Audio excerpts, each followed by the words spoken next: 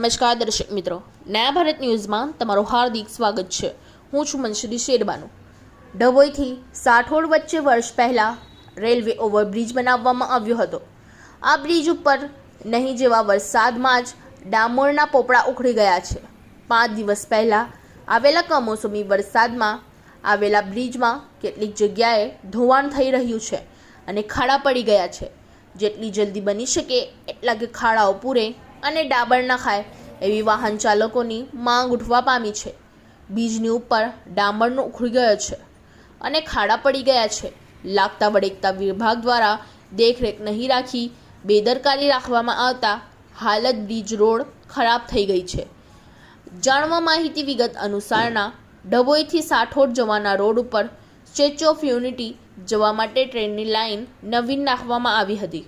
ટ્રાફિકની સમસ્યા દૂર કરવા 1 વર્ષ પહેલા રેલવે ઓવરબ્રિજ બનાવવામાં આવ્યો હતો, પરંતુ લાગતા વળગતા વિભાગ દ્વારા આ ઓવરબ્રિજની દેખરેખ નહીં રાખવાને કારણે બેદરકારી રાખતા ઓવરબ્રિજ ઉપર નહીં દેવા વરસાદમાં જ ડાબર નીકળી ગયો છે।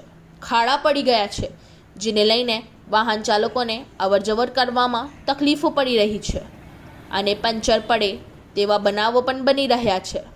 વહેલી તકે લાગતા વખતે અધિકારીઓ ખાડા પુરાય અને ડામર નાખવામાં આવે એવી માંગ ઉઠવા પામી છે। Bureau report Lalabhai Bhatiyara.